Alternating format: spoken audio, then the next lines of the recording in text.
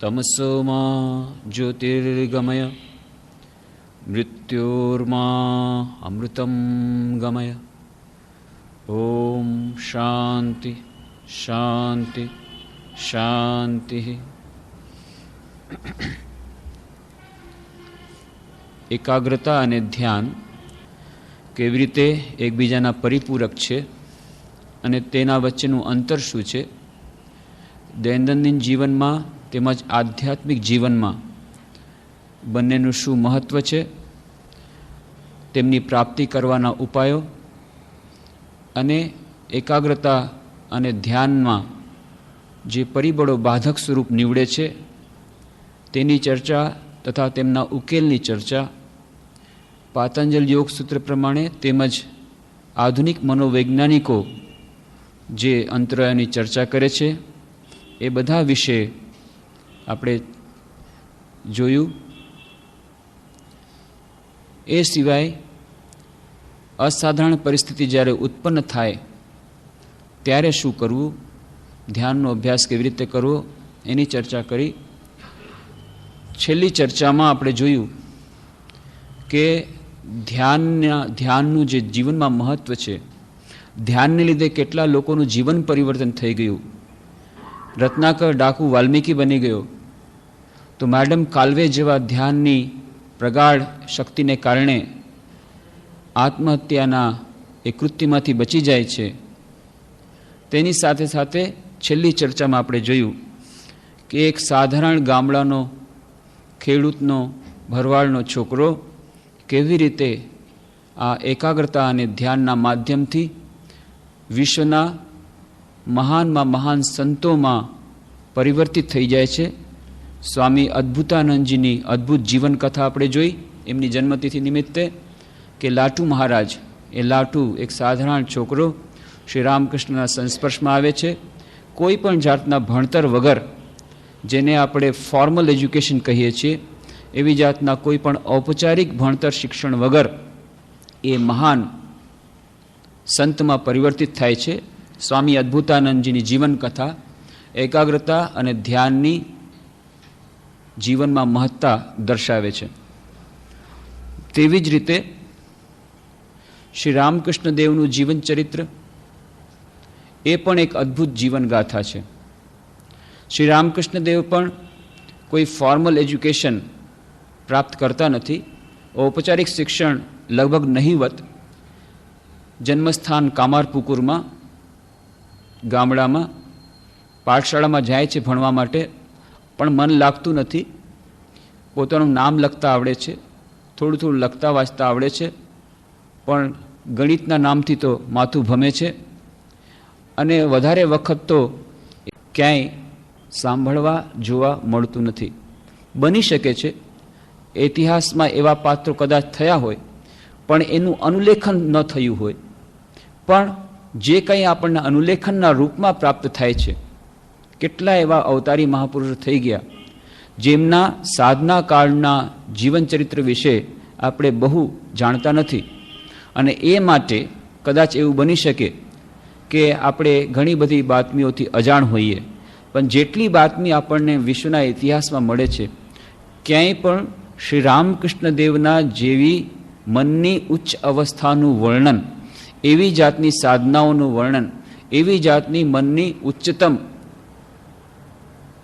અવસ્થાઓનું વર્ણન આપણને જોવા, સાંભળવા, વાંચવા મળતું નથી. સ્વામી વિવેકાનંદે જે કહ્યું હતું, if I had to do my education over again, I will simply not collect facts. I will first learn how to concentrate my mind, and then after getting that concentration of mind, I will apply it to whatever subject I want to know, and I will get it instantly. Swami Vivekananda કહે છે, જો મારી કેળવણી ફરીથી જો મેળવવાની હોય તો હું આ રીતે જ્ઞાન પ્રાપ્ત કરવાનો કોઈ પ્રયત્ન ન કરું. સૌથી પહેલાં તો હું મારા મનને કેળવવાનો પ્રયત્ન કરીશ, એકાગ્રતાની શક્તિ કેળવવાનો પ્રયત્ન કરીશ, અને જ્યારે એકવાર મારી પાસે એકાગ્રતા આવી જશે, બસ પછી ગમે તે બાતમી હું આંખના પલકારામાં મેળવી લઈશ. અને એ જ વાત શ્રી રામકૃષ્ણ દેવના જીવનમાં મળે છે. તેમણે ફોર્મલ એજ્યુકેશન મેળવ્યું નથી, ઔપચારિક શિક્ષણ મેળવ્યું નથી, નહિવત મેળવ્યું છે, પણ મનની કેવી એકાગ્રતા કે ગમે તે વસ્તુને જુએ છે, તરત જ મનમાં એની છબી પડે છે. ગમે તે વાતને સાંભળે છે, શ્રુતિધર તરત જ યાદ રહી જાય છે અને તરત જ પછી એનો અમલ થઈ જાય છે. સાધારણ જીવનમાં જે મનની શક્તિ જોઈએ એ મનની શક્તિ પોતાના ઉચ્ચતમ પ્રમાણમાં મળે છે અને મનનું જે અતિચેતન અવસ્થાની જે સ્થિતિ છે મનની, એ પણ આપણને શ્રી રામકૃષ્ણ દેવમાં અદ્ભુત રીતે જોવા મળે છે. શ્રી રામકૃષ્ણ દેવમાં એકાગ્રતા બંને પ્રકારની, જેમાં આપણે કહ્યું કે એકાગ્રતા બાહ્ય વિષયો પ્રત્યેની એકાગ્રતા કેળવવી તો પણ કંઈક સરળ છે, પણ ધ્યાનનો અર્થ છે એ મનની એકાગ્રતાને અંતર્મુખી કરવી, અને એ જરા વધુ કઠિન બની જાય છે, કેમ કે આપણું મન સ્વભાવતઃ જ બહિર્મુખી છે. પરાંચી ખાની વ્યતૃણ સ્વયંભૂ પરાંગ પશ્યતિ નાંતરાત્મન કશ્ચિત ધીર પ્રત્યગમાનમ એક્ષત આવૃત ચક્ષુ અમૃતત્વ મિચ્છન. કઠોપનિષદમાં કહે છે કે આ વિધાતાએ જાણી જોઈને જ પરાંચી ખાની આ બધી ઇન્દ્રિયોને બહિર્મુખી બનાવી છે, મનને બહિર્મુખી બનાવ્યું છે, અને એટલે જ આપણે બહારની વસ્તુઓને જોવા સાંભળવા માટે આપણી પ્રવૃત્તિ થાય છે. બહારની વસ્તુ પર મન એકાગ્ર કરવું તો પણ કંઈક વધુ સરળ છે, પણ મનને પાછું પોતાનામાં આવૃત કરવું, જે કે ધ્યાનની અવસ્થા કહે છે, એ તો વધુ કઠિન છે. અને ધ્યાનથી પણ ઊંચી અવસ્થા છે સમાધિ, કે જ્યાં મન ફક્ત એકાગ્ર નથી થતું પણ લય પામી જાય છે, નિર્વિકલ્પ સમાધિ. અને સવિકલ્પ સમાધિમાં કેવલ એક જ વૃત્તિને આશરે રહે છે, એ જે સપ્તમ સોપાન. તો એ સુધીની અવસ્થા શ્રી રામકૃષ્ણ દેવને એકવાર નથી થતી, મુહુર્મુહુ થાય છે. એટલું જ નહીં, કેટલા વર્ષો સુધી શ્રી રામકૃષ્ણ દેવની એવી અવસ્થા રહી કે જ્યારે સમાધિ અવસ્થામાંથી સાધારણ અવસ્થામાં પોતાના મનને લાવવા માટે કેટલા બધા એમને પ્રયત્નો કરવા પડે છે. એ અદ્ભુત વાત. સાધારણ માનવીને સમાધિ તો ફક્ત એક શબ્દ માત્ર છે, એ ભાવ સમાધિ, એની પરિકલ્પના, એના વિશેની સમજણ બૌદ્ધિક રીતે પણ મળવી બહુ મુશ્કેલ છે. એનો અનુભવ થવો અત્યંત કઠિન વાત. કદાચ કોઈકને જીવનમાં થાય કે ન થાય, બહુ જ વિરલાઓને એ સમાધિનો અનુભવ થાય, અને એ થાય તો પણ ટકે નહીં, એ અનુભવ બહુ ક્ષણિક થાય. એવી જે સમાધિ અવસ્થામાં જવું જે આટલું બધું કઠિન છે, શ્રી રામકૃષ્ણ કહે છે એમને માટે એટલું જ કઠિન છે પોતાના મનને સમાધિ અવસ્થાથી નીચે સાધારણ ધરાતલ પર લાવવું. અદ્ભુત. કેવું એ મનનું બંધારણ હશે, કેવી એ મનની એકાગ્રતા હશે. અને નાનપણથી જ આપણે જોઈએ છીએ કે નાનપણમાં પાઠશાળામાં જતા નથી, પણ કોઈ પણ ગીત સાંભળે છે એકવાર યાદ રહી જાય છે. નાટક જોયું, યાદ રહી ગયું. સાંજના બસ આંબાવાડિયામાં નાટક ખેલવાનું શરૂ, મહાભારત, રામાયણ, ગમે તે નાટક હોય શરૂ કરી દીધું. બધાને આશ્ચર્ય થાય છે ગામડાવાળોને, એક જ વાર જોવાથી અને બધાએ ડાયલોગ્સ એવી રીતે યાદ રહી ગયા. અને એટલું જ નહીં, એ હાવભાવ, એની એક્ટિંગ, એક્ટર્સની બધી બતાવી દેવાની. નાનપણથી જ બધા દેવી દેવતાની મૂર્તિ ઘડવાની, એમાં પોતાના પ્રાણ પુરવાર કેવી રીતે બનાવવું, એમાં કેટલીક જાતના એ કોઈ પણ જાતની એમાં ભૂલ રહી ગઈ હોય, એ ખામી રહી ગઈ હોય, એને ઠીક કરવી. આ બધું અદ્ભુત કેવી રીતે આવડે છે નાનકડા બાળકને. તો એ મૂર્તિ ઘડવાનું હોય, ગીત ગાવાનું હોય, કે વાર્તા કહેવાની હોય, કે નાટક કરવાનું હોય. અને ગામડામાં ત્યારના વખતમાં તો બીજો કોઈ મનોરંજનનું સાધન નહીં, લોકો ભણેલા નહીં, તો શું કરે? હવે રામાયણ મહાભારતની કથા સાંભળવી છે તો કથાકારને બોલાવે. કથાકાર તો પછી એવા મળે નહીં ગામડામાં, એ પણ પોતે થોડુંક ભણેલા. તો જે હોય, ન મામા કાણતા કાણા મામો સારો, ઠીક છે, કથાકારને બોલાવ્યા. પછી એ કથાકાર આવી ગયા અને એમણે પોતાની ધપતી શરૂ કર્યું. તો કથાકાર છે એટલે એને સન્માન આપવામાં આવે, એને આવે ત્યારે એના માટે વિશેષ સ્થાન બેસવાનું સ્થાન, એના માટે હુક્કો આપવામાં આવે, એના માટે વિશેષ ભોજન, અને પછી એ પલાઠી ચડાવી અને અગડમ બગડમ સૂરમાં પોતાની શરૂ કરે. અને શ્રી રામકૃષ્ણ દેવ આ પૂરે હુબહુ નકલ કરીને જ્યારે બતાવતા કામારપુકુરમાં બધાને, બધા પેટ પકડી પકડીને હસતા. એકદમ આબેહૂબ નકલ, કે જેવી રીતે પેલા કથાકાર કેવી રીતે કરે છે એ બધું એમને બતાવે છે. કહેવાનો અર્થ એ કે એવી મનની એકાગ્રતા કે એકવાર જુએ એ બધું ને બધું સમજી લે, એટલું જ નહીં પણ એને પાછું રિપ્રોડ્યુસ કરી શકે, એને પાછું પોતે અભિનયમાં બતાવી શકે. અને મનની અતિચેતન અવસ્થામાં જવાની વાત તો 6 વર્ષની ઉંમરથી જ આપણે અનુભવ જોઈએ છીએ. શ્રી રામકૃષ્ણ દેવ એ જે ગદાધર, બાળપણનું નામ ગદાધર, જઈ રહ્યા છે ખેતરની મેળ પરથી, અચાનક જુએ છે કાળા વાદળથી આકાશ છવાઈ ગયું અને ત્યાં ધોળા બગલા, એક આખી લાઈન ધોળા બગલાની પસાર થઈ ગઈ, કાળાની વચ્ચે ધોળા બગલા. અદ્ભુત એ સુંદર દૃશ્ય. એ જોઈને આ વિશ્વ કેટલું સુંદર છે, વિશ્વના સર્જન કરતા કેટલા સુંદર હશે, આ બધા વિચારોમાં એટલું બધું મગ્ન થઈ ગયું એમનું મન. ત્યાં ને ત્યાં એ ગદાધર પડી જાય છે, સમાધિ અવસ્થા, ભાવ સમાધિ થાય છે. ભાવ સમાધિ ગદાધરને જે થઈ, શ્રી રામકૃષ્ણ થઈ, એમાં જે રેકોર્ડેડ ફર્સ્ટ એ જે છે વિઝન કે ભાવ સમાધિ આ પહેલી 6-7 વર્ષની ઉંમરથી જ એવી અતિચેતન અવસ્થા પ્રાપ્ત થાય છે. વિશાલાક્ષીના મંદિરમાં ગામડાની બહેનો જઈ રહી છે, વિશાલાક્ષીના મંદિરમાં, ત્યાં કામારપુકુરની બાજુમાં જ ગામ છે. અને ગદાધર કહે છે હું પણ જઈશ, નાનકડો 8 વર્ષનો બાળક. અને વચમાં એમને વિશાલાક્ષીનો ભાવ આવેશ થઈ જાય છે, ત્યારનો ભાવ આવેશ. કામારપુકુરમાં શિવરાત્રિને દિવસે એવી ત્યાં પ્રથા છે, આખી રાત જાગવું પડે, તો જાત્રા કરવી પડે, જાગરણ કરવું છે. તો ત્યારે તો ટીવી નહીં, વિડીયો નહીં, કાંઈ નહીં, તો મનોરંજનનું સાધન જાત્રા, એટલે કે નાટક અભિનયની પાર્ટીને બોલાવવામાં આવે બહારથી, અને એ લોકો નાટક અભિનય કરે અને આવી રીતે આખી રાત એ મનોરંજનમાં પસાર થઈ જાય અને જાગરણ થઈ જાય. તો એ દિવસે રાતના જાગરણ છે, તો તે દિવસે શિવરાત્રિનો પાઠ ભજવવા માટે બહારની પાર્ટી આવી. બધા લોકો એકઠા થયા. ત્યાં તો પાર્ટીના મેનેજરે કીધું કે નાટક નહીં થાય, કારણ કે જે મેઇન રોલ હતો, શિવજીનો જે રોલ કરવાનો હતો, એ બીમાર પડી ગયો.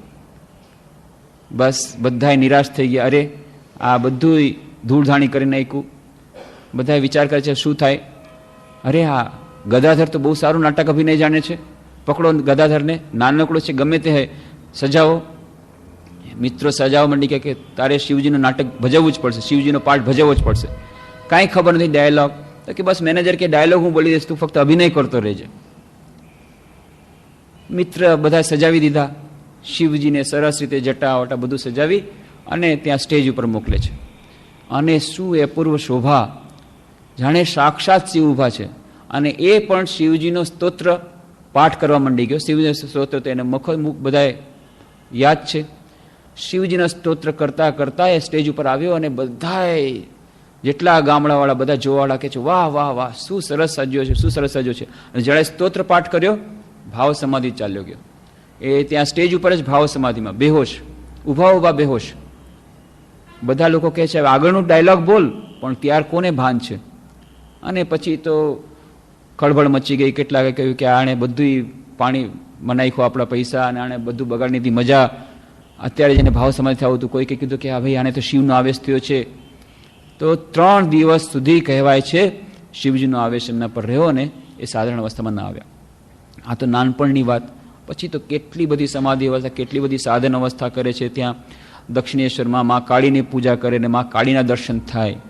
64 તંત્રોની સાધના કરે ભૈરવ બ્રાહ્મણીને પાસે. જે 64 તંત્રોની સાધના કરતા આખું જીવન ભૈરવી બ્રાહ્મણીને લાગ્યું. થોડા દિવસોમાં 64 તંત્રોમાં શ્રી રામકૃષ્ણ પારંગત થઈ જાય છે. 64 તંત્રોમાંથી કેટલાક તંત્રોની સાધના કરતા કેટલાય સાધકોને આખું જીવન લાગે. ફક્ત થોડાક જ તંત્રોની સાધના કરતા 64 તંત્રોની સાધના શ્રી રામકૃષ્ણ દેવ એ થોડા દિવસોમાં કરી નાખે છે. અને જે ભક્તિ શાસ્ત્રના કેટલાક ભાવો છે, 5 ભાવો, એ 5 ભાવોમાંથી એકાદ ભાવનું અવલંબન કરીને એ ભાવની સાધના કરતા ક્યારેક કોઈક વિરલ વ્યક્તિ પોતાના જીવનના અંતે એ ભાવના ઉચ્ચતમ ભાવને, એ રહસ્યને અથવા તો એની ઉચ્ચતમ અવસ્થાને પામે છે. મધુર ભાવ હોય કે સખ્ય ભાવ હોય કે વાત્સલ્ય ભાવ હોય, દાસ્ય ભાવ હોય. પણ શ્રી રામકૃષ્ણ દેવ દાસ્ય ભાવ લીધો, થોડાક દિવસથી દાસ્ય ભાવની સાધના કરી, પોતાને હનુમાનજીના રૂપમાં માને છે. અને કેવી મનની એકાગ્રતા કે મનમાં પોતાને જ્યારે હનુમાનજીને માને છે ત્યારે ઠીક હનુમાનજીની જેમ કરવાનું. ત્યારે ઝાડ ઉપર જ રહેવાનું, ત્યારે નીચે નહીં રહેવાનું, ઝાડ ઉપર જ કૂદકા મારે છે, ત્યાં ફળ ખાઈને રહે છે.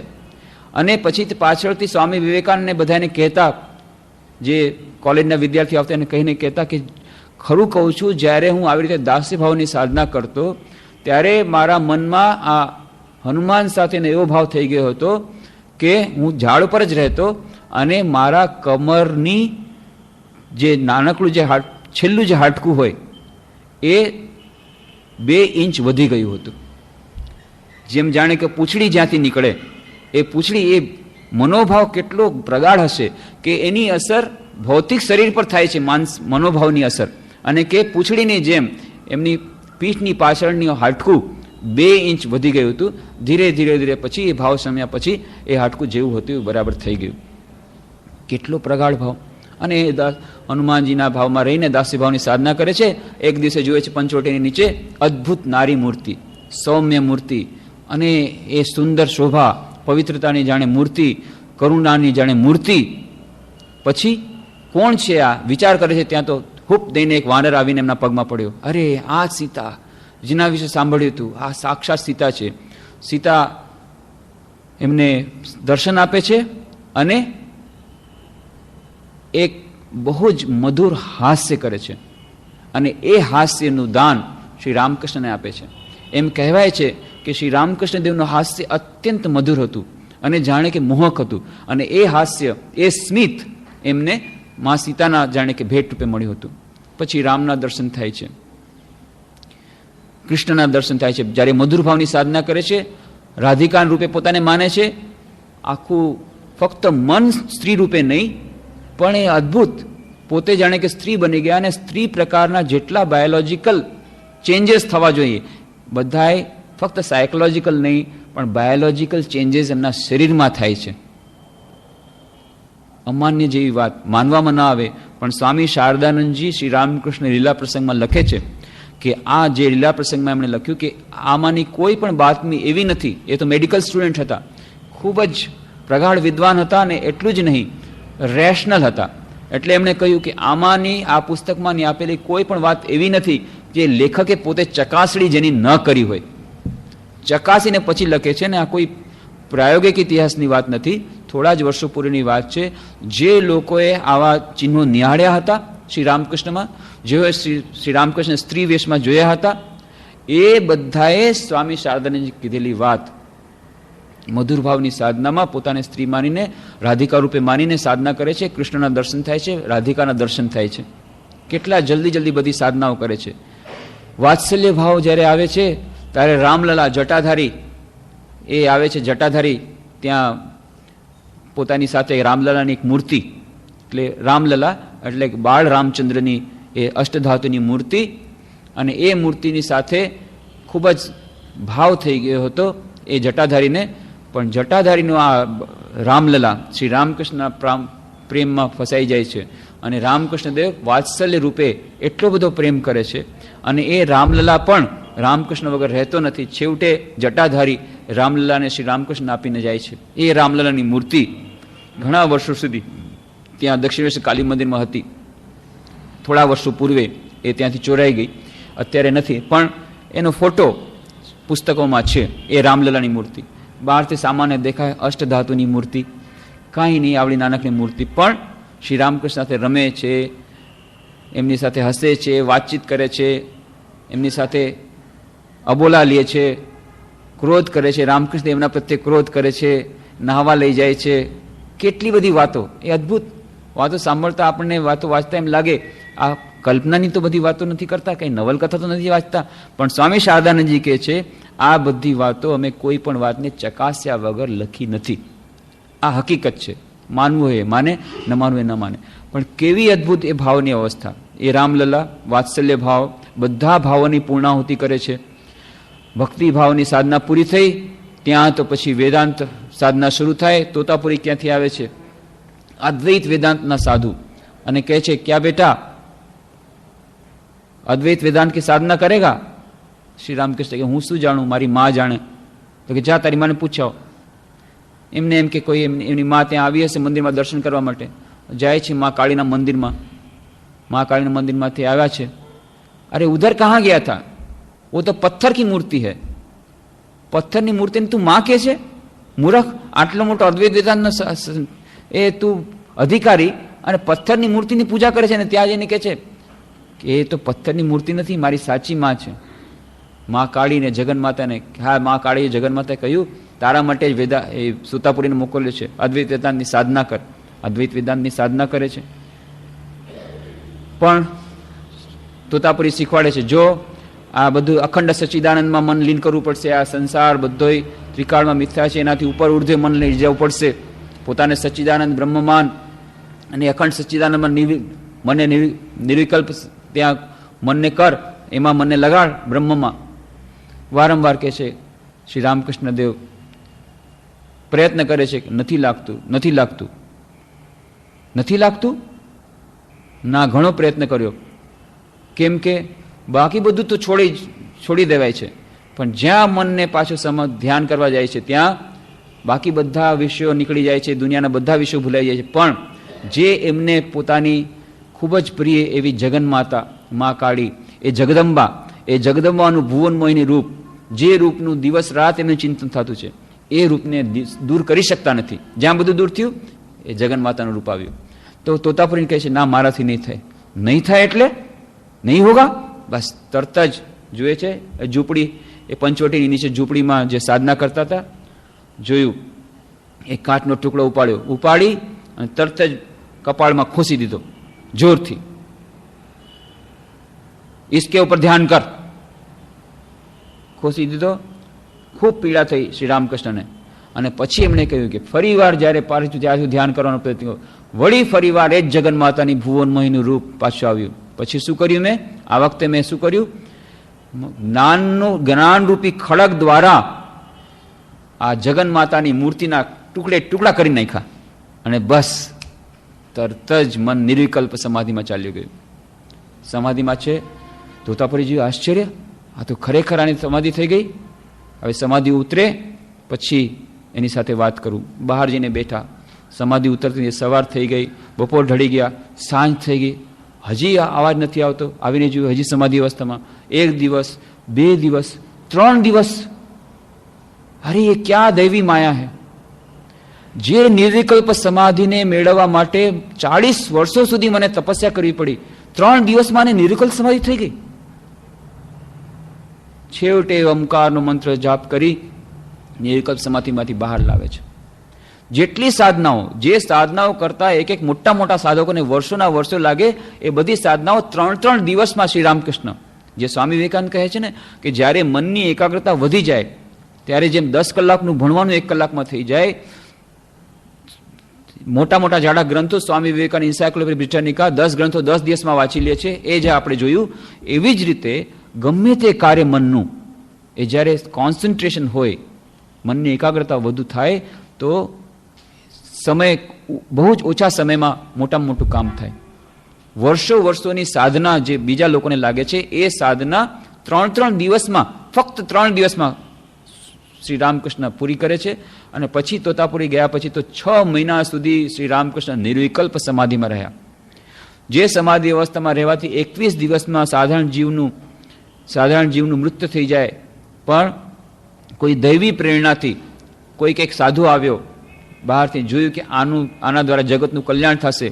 દરરોજ આવી અને દંડો મારીને થોડુંક એમને બાહ્ય ચેતના લાવે, અને જ્યાં થોડીક બાહ્ય ચેતના આવી થોડુંક મોઢામાં અન્ન નાખી દે, ફરી પાછું નિર્વિકલ્પ સમાધિ. શ્રી રામકૃષ્ણ 6 મહિના સુધી નિર્વિકલ્પ સમાધિમાં રહ્યા. એના પછી જ્યારે ખૂબ આવી રીતે થયું, છેવટે એક દિવસે જગન્માતાએ કહ્યું, બેટા ભાવમુખમાં રહે, ભાવમુખની અવસ્થામાં રહે. અને આ ભાવમુખની અવસ્થાનું સાંભળી. ભાવમુખની અવસ્થા છે જાણે ઉંબરો, આ પારે નહીં, પેલે પારે નહીં. આ જગત અને અતિચેતન અવસ્થાનું જગત, આ બંનેની વચ્ચેની અવસ્થા છે ભાવમુખ. એ ભાવમુખની અવસ્થા બહુ જ સમજવી બહુ જ મુશ્કેલ, પણ શ્રી રામકૃષ્ણ કહે છે ભાવમુખ અવસ્થામાં. ત્યારે શ્રી રામકૃષ્ણ દેવ બાકીનું જીવન ભાવમુખ અવસ્થામાં ગાળે છે. નહીં તો નિર્વિકલ્પ સમાધિમાંથી નીચે ઉતરતું નહોતું. કેટલું અદ્ભુત બંધારણ માનનું કે આપણને એ ઉંબરો ઓળંગવો જ મુશ્કેલ લાગે છે. એ જ ઉંબરા પર શ્રી રામકૃષ્ણને ફોર્સિબલી, બળજબરીથી નીચે પોતાના મનને લાવવું પડે છે. આ એકાગ્રતા ધ્યાનની શક્તિનું પરિણામ. ધ્યાન જ નહીં, સમાધિ, એ જે મનની કેટલી બધી એકાગ્રતાની શક્તિ કે તેમને આ ઉચ્ચતમ અવસ્થા પ્રાપ્ત થાય છે. એના પછી ઇસ્લામ ધર્મની સાધના. ઇસ્લામ ધર્મની સાધનામાં પણ ગોવિંદ સુફીરાય પાસેથી ઈચ્છા થઈ મારી ઇસ્લામ ધર્મની સાધના કરવી છે.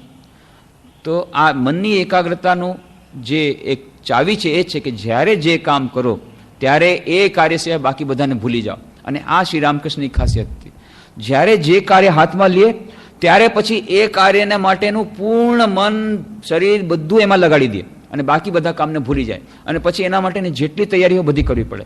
ઇસ્લામ ધર્મની વાત આવી કે મારે ઇસ્લામ ધર્મની સાધના કરવી છે, બસ ત્યારે જે દરરોજ દેવી દેવતાને પૂજા કર્યા વગર જમે નહીં, બધાને ભોગ ધરાવે, રોજ કાળી માતાના દર્શન વગર ચાલે નહીં, કાળી માતાના મંદિરમાં જવાનું બંધ, ઓરડામાંથી જેટલા દેવી દેવતાની છબી કાઢી નાખી.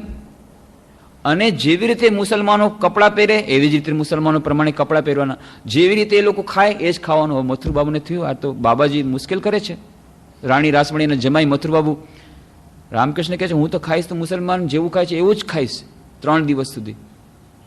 3 દિવસ સુધીની વાત નથી, ત્યારે તો સાધનાની વાત છે, પણ 3 દિવસ સુધી આવી રીતે તેઓ સાધના કરે છે. મુસલમાનની જેમ રહેવાનું, મુસલમાન જેમ ખાવાનું, મુસલમાન જેમ કરવાનું. અને ત્યારે બધા હિન્દુ દેવી દેવતાના ફોટા ઉતારી લીધા, માકાણી ત્યાં દર્શને જવાનું. અને 3 દિવસ પછી એમને પંચવટી નીચે ગૌર વર્ણ, ખૂબ ઊંચું એક દેહ, દાઢીવાળા એ મહાન વ્યક્તિત્વના એમને દર્શન થાય છે. 3 દિવસમાં ઇસ્લામ ધર્મની સાધનાના ઉચ્ચતમ અવસ્થાને પામે છે. અને પછી એ વ્યક્તિના દર્શન પછી એ પણ સગુણ બ્રહ્મમાં પલટાઈ જાય છે. અને સગુણ બ્રહ્મ પછી નિર્ગુણ બ્રહ્મમાં નો આનંદમાં એ બેહોશ થઈ મહાસમાધિની સમાધિ અવસ્થામાં, ભાવ સમાધિની અવસ્થામાં શ્રી રામકૃષ્ણ ચાલ્યા જાય છે. ખ્રિસ્તી ધર્મની સાધના જ્યારે શરૂ કરી, બાઇબલ વાંચ્યું, બાઇબલ સાંભળ્યું, ઈચ્છા થઈ અને પછી ખ્રિસ્તી ધર્મની સાધના કરી. એ બાઇબલ સાંભળ્યા પછી એ પ્રમાણે એમનું મન એમાં રહેવા લાગ્યું. અને પંચવટી નીચે ફરી પાછો એક ગૌરવર્ણ, ઊંચો દેહ અને ચપટું નાક, ઈસુ ખ્રિસ્તના દર્શન થાય છે. ઈસુ ખ્રિસ્ત એમને ભેટી પડે છે, એમનામાં સમાઈ જાય છે. સગુણ બ્રહ્મ અને નિર્ગુણ બ્રહ્મ બંનેના એમને એકસાથે દર્શન થાય છે. ફરી સમાધિ અવસ્થામાં જાય છે.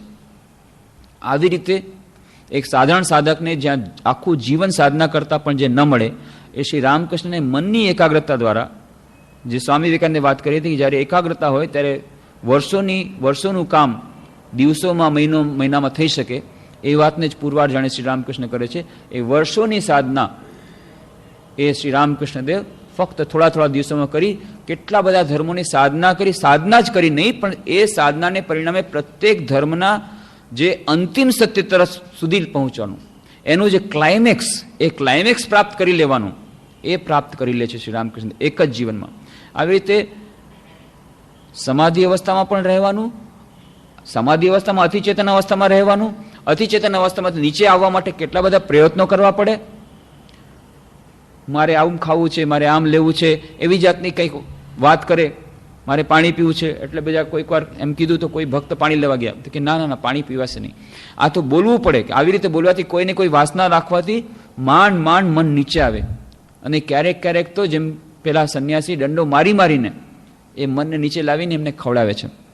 આવી રીતે આપણને જ્યાં સમાધિ અવસ્થામાં, આપણની તો વાત અલગ છે, મોટા મોટા સાધકોને જે સમાધિ અવસ્થામાં પહોંચવા માટે જે કામ અશક્ય લાગે, અને જો પહોંચી પણ જાય તો પછી સમાધિની અવસ્થામાં એ સમાધિ અવસ્થાને જાળવી રાખવી મુશ્કેલ લાગે, ત્યાં શ્રી રામકૃષ્ણ દેવને સમાધિ અવસ્થાથી નીચે લાવવામાં એટલી જ તકલીફ પડે છે, પોતાના મનને નીચે લાવવા માટે.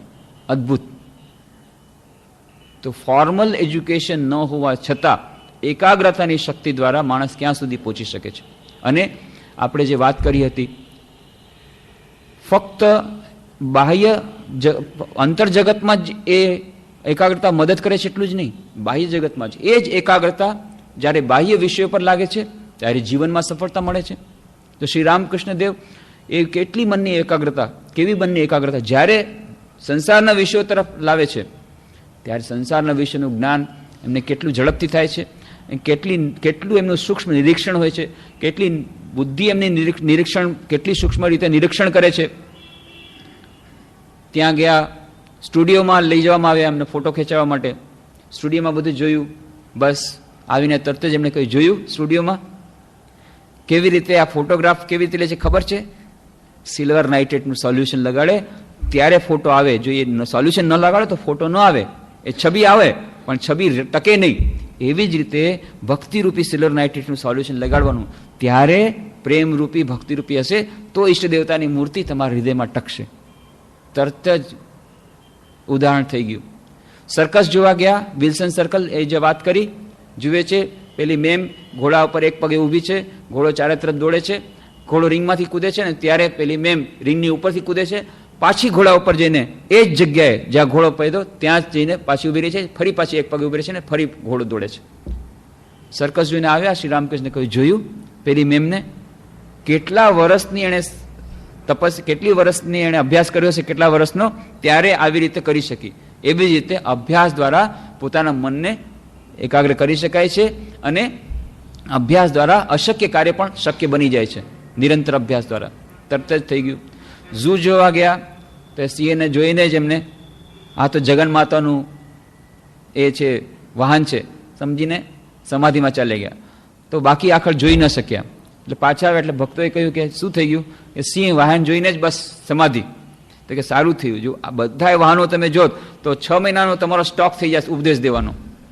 એ રામકૃષ્ણ કથામૃતમાં જ વાત આવે છે કે એક એક વસ્તુ જોવાથી કેટલી બધી વાત. મ્યુઝિયમ જોવા ગયા, થોડુંક જોયું, સમાધિ અવસ્થા, બહુ સારું થયું. મ્યુઝિયમની બધી વાતો જોત તો અમારે કેટલો બધો ઉપદેશ સાંભળવો પડે, કેટલી એક એક વાતોથી કેટલા બધા ઉપદેશ નીકળી જાય. એકવાર એમને સાંભળ્યું માઇક્રોસ્કોપ દ્વારા જે વસ્તુ આપણને આંખેથી ન જોઈ શકે એ બધી વસ્તુ જોવા મળે અને આવડી નાની વસ્તુ ખૂબ મોટી થઈ જાય. માઇક્રોસ્કોપ, મને માઇક્રોસ્કોપ જોવે છે. માઇક્રોસ્કોપ હવે ક્યાંથી લાવે? ત્યારના વખતમાં માઇક્રોસ્કોપ એટલો અવેલેબલ નહીં. તો સ્વામી પ્રેમાનંદજી, સ્વામી વિવેકાનંદ ગુરુભાઈ હતા, રામકૃષ્ણના શિષ્ય બાબુરામ મહારાજ, એમના ભાઈ ડૉક્ટર બિપિન બિહારી ઘોષ, એ ડૉક્ટર બન્યા હતા, મેડિકલમાંથી નીકળ્યા હતા અને એમને ભેટ રૂપે એક માઇક્રોસ્કોપ મળ્યું હતું. અચ્છા, એ માઇક્રોસ્કોપને એમની સાથે એ માઇક્રોસ્કોપ લઈને આવ્યા રામકૃષ્ણ દેખાડવા માટે. પણ એ દિવસે રામકૃષ્ણ દેવની એટલી ઊંચી અવસ્થા, સમાધિની અવસ્થા, ખૂબ એમણે પ્રયત્ન કર્યો પણ પોતાના મનને નીચે લાવી ન શક્યા, માઇક્રોસ્કોપ જોઈ ન શક્યા. આવી રીતે પોતાના મનને નીચે લાવવા મુશ્કેલ પડે. અને જે કોઈ પણ વસ્તુને જુએ, સાધારણ પદાર્થોને, તો સાધારણ વિશેનું જ્ઞાન પણ એટલું બધું એમનું મન એકાગ્ર થઈ જાય, એમાંથી બધી વસ્તુને જાણીને પછી એ વસ્તુનો વ્યવહાર કરે. અને કોઈ પણ વસ્તુને એટલા જ માટે આ સૂક્ષ્મ નિરીક્ષણ ભાવને કારણે જ સુંદર ઉદાહરણ આપી શકતા, કોઈ પણ વસ્તુને સમજાવી શકતા. કારણ કે એટલું પાવર ઓફ ઓબ્ઝર્વેશન, એટલું સૂક્ષ્મ એમનું બધું નિરીક્ષણ કરવાનું સૂક્ષ્મ ભાવ કે ગમે ત્યારે એમને કોઈ પણ વસ્તુ સમજાવવા માટે તરત જ ઉદાહરણ મળી જતા. અને દૈનંદિન જીવનમાંથી ઉદાહરણ આપે છે, તરત જ સમજમાં આવી જાય છે. શ્રી રામકૃષ્ણ દેવ વાત કરી રહ્યા છે સાંખ્ય યોગની, કેટલી બધી ઊંચી દર્શનની વાત, સાંખ્ય, વેદાંત. તો જુઓ, સાંખ્ય છે ને એમાં પુરુષ અને પ્રકૃતિ હોય. પુરુષ કેવો છે?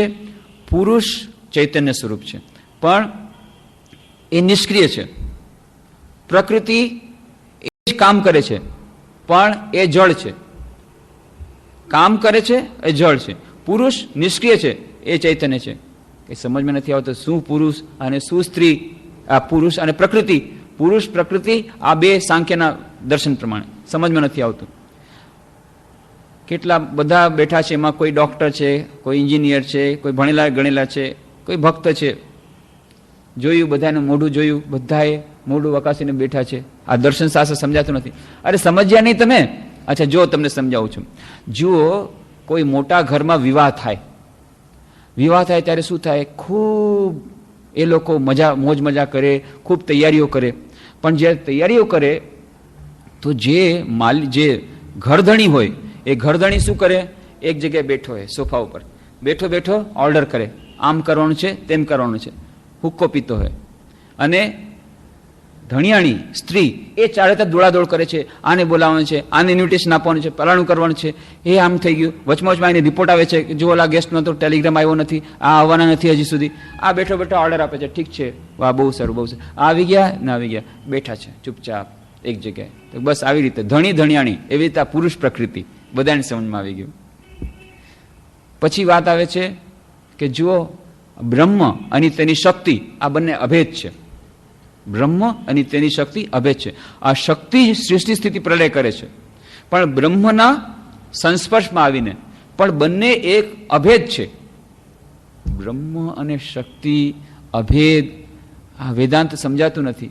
સમજાતું નથી? અચ્છા જુઓ, સાદા તમે દાખલો, સાપ છે, સાપ જોયો ને? હા, સાપ ક્યારેક ક્યારેક સાપ શું કરે? કુંડલી મારીને બેઠો હોય ને ચૂપચાપ, હા કુંડલી મારી, એનું નામ બ્રહ્મ. અને એ સાપ જ્યારે હલચલ કરે એનું નામ શક્તિ. તો એ જ બ્રહ્મ જ્યારે નિષ્ક્રિય છે, પોટેન્શિયલ છે, પોટેન્શિયલ ફોર્મમાં એ જ બ્રહ્મ.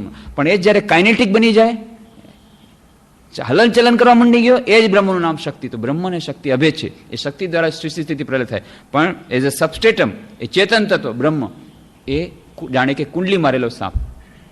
તત્વ ઉદાહરણ દ્વારા સમજાઈ ગયું. પછી કહે છે જો ઈશ્વર અને એની માયા, આ બધું ઈશ્વરની માયા. આપણે બધા માયામાં જ છીએ, પણ ઈશ્વર પોતાની માયાથી લેપાતો નથી. ઈશ્વરને માયા સ્પર્શી શકતી નથી. કેવી રીતે? ઈશ્વરને કેમ માયા સ્પર્શી ન જાય? ઈશ્વર માયાથી પર છે. ઈશ્વરે માયાનું નિર્માણ કર્યું, પણ ઈશ્વરને માયાને સ્પર્શ કરતો નથી. ઈશ્વર માયાની ઉપર છે. નથી સમજાતું? શ્રી રામકૃષ્ણદેવ કહે છે નથી સમજાતું. જો હું તમને ઉદાહરણ આપું. જુઓ, સાપના મોઢામાં ઝેર છે. એ ઝેર દ્વારા બીજાને જ્યારે કરડે છે ત્યારે બીજો મરી જાય છે, પણ સાપને પોતાને ઝેરથી કંઈ થાય છે? કાંઈ નથી થતું. તેવી રીતે આ માયા ઈશ્વરની છે. ઈશ્વરની માયા ઈશ્વરને કાંઈ નથી કરી શકતી, બીજાને બધાને બાંધી દે છે. ઈશ્વર આ બંધનથી સ્વતંત્ર છે. આવી રીતે જે સાધારણ ઉદાહરણો દ્વારા પોતાની સૂક્ષ્મ દૃષ્ટિ દ્વારા કરવાનું, અને ભલભલા લોકો એમની સાથે આર્ગ્યુમેન્ટમાં પાર ન આવી શકે. ભલભલા લોકો, ઈશ્વરચંદ્ર વિદ્યાસાગર, વિદ્યાના સાગર, એમનું જ્યારે આપણે એ વાર્તાલાપ વાંચીએ, અદ્ભુત વાતચીતમાં ઈશ્વરચંદ્ર વિદ્યાસાગર હાર માની જાય છે. શ્રી રામકૃષ્ણ કથામૃતમાં આવે છે કેવી રીતે ઈશ્વરચંદ્ર વિદ્યાસાગર કહે છે કે ભાઈ આજે તો અત્યાર સુધી તો નદી નાળા જ હતા, આજે તો એકદમ સાગરની સાથે મુલાકાત થઈ ગઈ. તો કે હા સાગર છે તો લઈ લ્યો જેટલું મીઠું પાણી લેવું હોય તો કે ભાઈ આ કઈ અવિદ્યાનો સાગર નથી, આ તો વિદ્યાનો સાગર છે, મીઠું પાણી લેવાના છે મેં. એવી રીતે સૂક્ષ્મ બધી વાતો એક એક કરે ઈશ્વરચંદ્ર વિદ્યાસાગર. અને પછી કહે છે જો ઈશ્વરચંદ્ર વિદ્યાસાગર આટલો બધો વિદ્વાન, પણ કેવી વાત કરી નાખી, કાચી વાત કરી નાખી. કઈ? ઈશ્વરચંદ્ર વિદ્યાસાગર તો શું મહાશય એવી વાત છે કે ભગવાને કોઈને શક્તિ ઓછી આપે છે અને કોઈને વધારે આપી છે? શ્રી રામકૃષ્ણે કહ્યું એમ નહીં તો શું, તમારે કોઈ બે સિંગડા છે કે જે તમને જોવા માટે અમે અહીં આવ્યા છીએ? તમારામાં વિદ્યાની શક્તિ વધુ છે એટલે તમને જોવા માટે અમે આવ્યા છીએ. તો ચૈતન્ય રૂપે, વિભુ રૂપે દરેકે દરેક વ્યક્તિમાં એ વિભુ રહેલો છે, એ સમાન છે. પણ શક્તિનું તારતમ્ય તો છે જ, કોઈકમાં વધુ કોઈકમાં ઓછી. નહીં તો કોઈ કેમ સિંહ સાથે લડી શકે અને કોઈક બિલાડી જોઈને ભાગી જાય? શ્રી રામકૃષ્ણ ઉદાહરણ આપે છે. તો કેમ અમે તમને અહીંયા તમારા દર્શન કરવા ઠેઠ અહીંયા આટલે દૂર સુધી આવ્યા તમને મળવા માટે? તમારો વિદ્યા છે વધુ એટલા માટે. તો શક્તિ રૂપે તો બધામાં અંતર છે, વિભુ રૂપે ચૈતન્ય રૂપે બધા એક છે. તો આવી રીતે ઈશ્વરચંદ્ર વિદ્યાસાગર હોય, કેશવચંદ્ર સેન એમના ભક્તો સાથે બેઠા છે, વાતચીત થઈ રહી છે, અને રામકૃષ્ણ દેવ ને આમ બધા કહે છે, અને બધાએ સ્તુતિ શરૂ કરી દીધી. કેશવચંદ્ર સેનના તો બધા ફોલોઅર્સ, આહા કેશવ સેન તો કે આવી રીતે નવવિધાનના છે, રચિતા છે, અને આટલા મહાન છે, આવું બધું કરી દીધું. પછી કેશવ સેને કહ્યું અરે આટલું બધું કહે છે તો પછી પરમહંસ મહાશય શું છે? તો આમને શું કહેશો? પરમહંસ રામકૃષ્ણદેવ કહે છે હું આપનો દાસનો દાસ છું.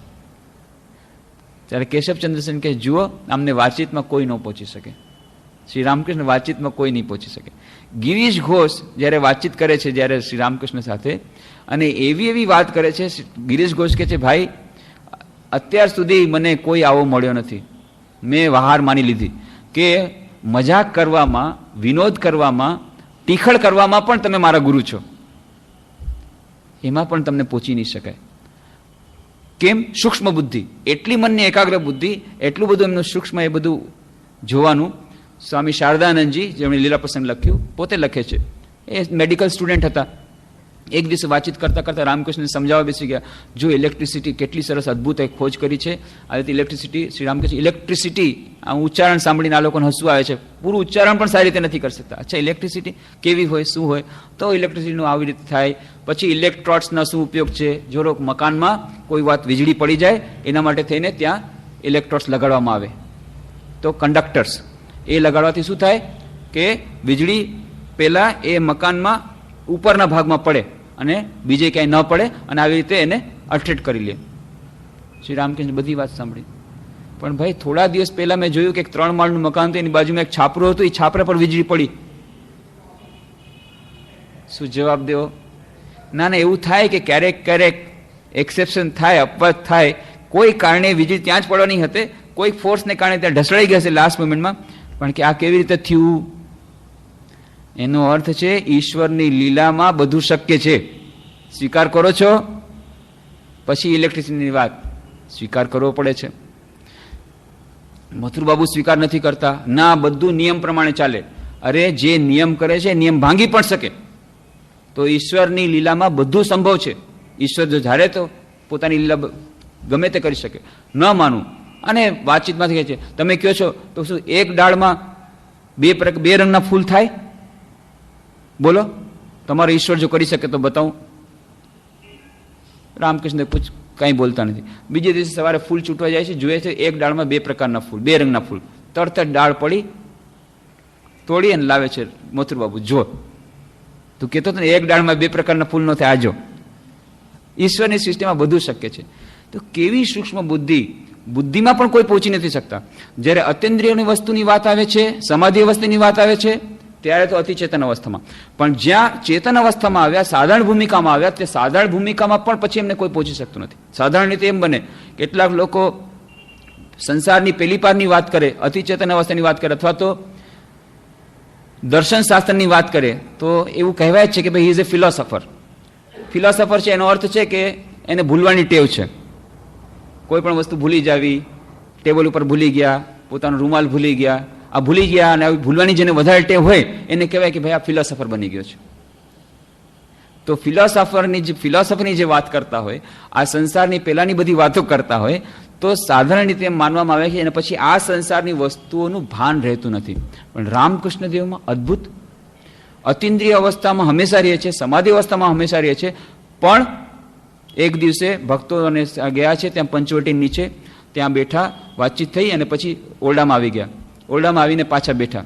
ત્યાં રામકૃષ્ણ દેવ કહે છે, અરે મારો ટુવાલ ક્યાં છે? ટુવાલ? ઓ, એ તો ત્યાં રહી ગયો. જા જા જા જા. પછી વઢે છે કે મારી આટલી ઉચ્ચ અવસ્થા છે, મુહુર્મુહુ સમાધિમાં જાઉં છું, પણ આજ દિવસ સુધી હું કોઈ વસ્તુને ભૂલ્યો નથી. તમારે ભૂલ કેમ થાય? તો સાધારણ જીવન વ્યવહારમાં વસ્તુમાં ઓરડામાં ગમે તે અસ્તવ્યસ્ત રહી નહીં. જે વસ્તુ જ્યાં છે ત્યાં જ રહેવી જોઈએ, એકદમ. કે અંધારામાં પણ તમે કાઢી શકો. જે વસ્તુ જ્યાં રાખેલી છે, આ કોટ ત્યાં રાખેલો છે, કબાટ ત્યાં છે, કબાટના પેલા માળમાં પેલાની વસ્તુ આવી રીતે વસ્તુ છે, એ આડીઓડી થાય તો રામકૃષ્ણ ખૂબ એ કહેતા વટવટ નહીં. જે વસ્તુ જ્યાં હોવી જોઈએ વ્યવસ્થિત રહેવી જોઈએ. તો જ્યારે સંસારમાં મન લગાડે છે ત્યારે સંસારની સર્વશ્રેષ્ઠ એફિશિયન્સી, કાર્યદક્ષતા એમને જોઈએ છે. સંસારમાં જે બુદ્ધિ કુશળતા જોઈએ એ બુદ્ધિ કુશળતા એ જ એકાગ્રતા દ્વારા એમને મળે છે. તો મનની એકાગ્રતા દ્વારા શ્રી રામકૃષ્ણ દેવ જેમ અતિન્દ્રિય વસ્તુને પ્રાપ્ત કરે છે, અતિચેતન અવસ્થાને પ્રાપ્ત કરે છે, સમાધિની અવસ્થાને પ્રાપ્ત કરે છે, આ તરફ સાથે સાથે સાધારણ બુદ્ધિમાં પણ જ્યારે લગાડે છે તો સાધારણ સમાજ સંસારની વસ્તુનું પણ લાગે છે. તો એકાગ્રતા અને આ સમાધિ અવસ્થાનું એ એકાગ્રતા અને ધ્યાનની આ જીવનમાં મહત્વ અને આ વિશેની આગળની ચર્ચા તેમજ આપણે જે વાત કરી હતી કે આપણા મનને પણ આપણે જાણવું જરૂરી છે. અવચેતન મન શું છે, ચેતન મન શું છે, સંસ્કાર, બીજ સંસ્કાર શું છે, કર્માશય શું છે, પતંજલિ યોગસૂત્ર પ્રમાણે આપણી ઇન્ડિયન સાયકોલોજીના માટે શું કરે છે, શું કહે છે, અને મોડર્ન સાયકોલોજી શું કહે છે. કેમ આપણા માટે આ મનને કંટ્રોલ કરવું ડિફિકલ્ટ છે? કારણ કે અનકોન્શિયસ માઇન્ડ, અવચેતન મનમાં કેટલી બધી વસ્તુ પડેલી છે. તો આ બધાને ન જાણવાથી આપણે એને એકાગ્રતા ધ્યાનના માર્ગમાં આગળ નહીં વધી શકે. એ બધાની ચર્ચા અને આ જે ચર્ચા કરી એ બધી ચર્ચા આપણે આવતા શનિવારે 6:15 વાગે ફરી કરવાનો પ્રયત્ન કરશું. મંગળવારે શ્રી રામકૃષ્ણ દેવની જન્મ જયંતિ નિમિત્તે સવારના 8 વાગે શોભાયાત્રા, વિશેષ પૂજા, પછી હવન, એ બધા કાર્યક્રમો છે. સાંજના 7:30 વાગે જાહેર સભા છે મંદિરના નીચેના હોલમાં. આ બધા કાર્યક્રમોમાં આપનું સાદર આમંત્રણ છે.